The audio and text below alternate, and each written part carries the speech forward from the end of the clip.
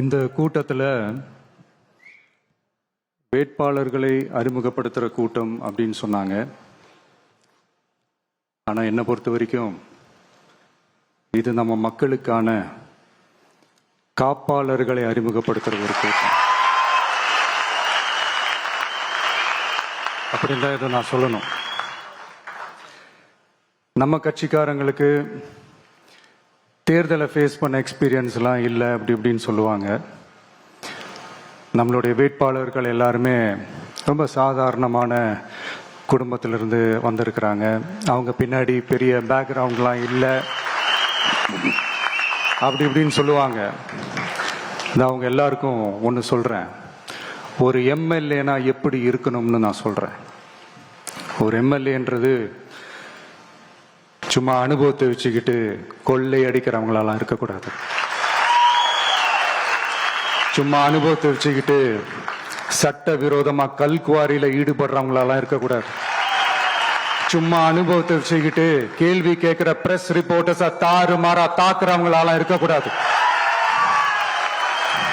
இன்னும் ஓப்பனா சொல்லணும்னா, இந்த திமுகவிலிருந்து வந்த ஒரு எம்எல்ஏ மேல கொள்ளையடிச்ச கேஸ் இருக்குது, போதை பொருள் கடத்தல் கேஸ் இருக்குது, திருட்டு கேஸ்லாம் இருக்குது. திருட்டு கேஸ்லாம் ஜெயிலுக்கு போயிட்டு வந்தவர் ஒருத்தர் இருக்கிறார். நீங்க கூட யோசிக்கலாம் அவர் யாரு அப்படின்னு நீங்க யோசிக்கலாம்.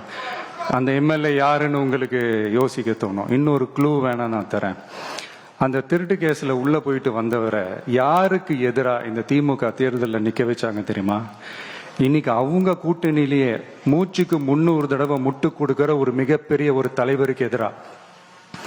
அந்த தலைவரை தோக்கடிக்கணும்னு தான் 1996 அவருக்கு ஆப்போசிட்டா இந்த எம்எல்ஏவை நிக்க வச்சாங்க. மரியாதை நிமித்தமா அந்த தலைவர் பேருங்க நான் சொல்ல வேணாம்னு நினைக்கிறேன்.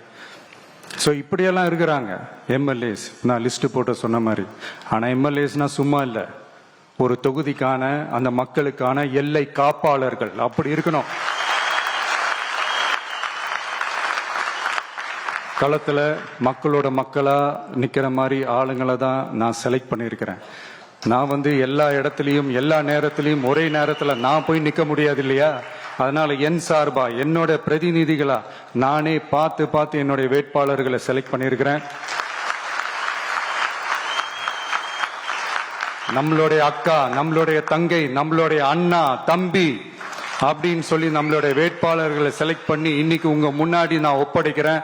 மக்களே, அவங்கள எம்எல்ஏ ஆக்க வேண்டியது உங்களுடைய பொறுப்பு.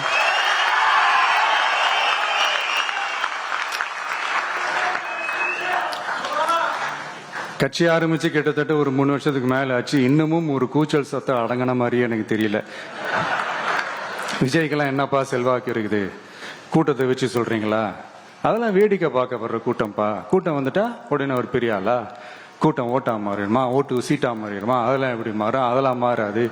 இப்படி வன்மத்துல கேள்வி கேட்கிறவங்களுக்கு நான் ஒன்னே ஒன்று சொல்றேன்.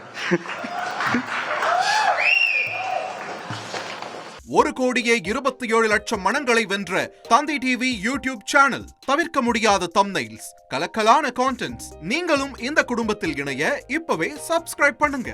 அசுரபலம் கொண்ட எங்கள் டிஜிட்டல் கரங்களில் உங்கள் விளம்பரங்களை சேர்க்க வாட்ஸ்அப் பண்ணுங்க.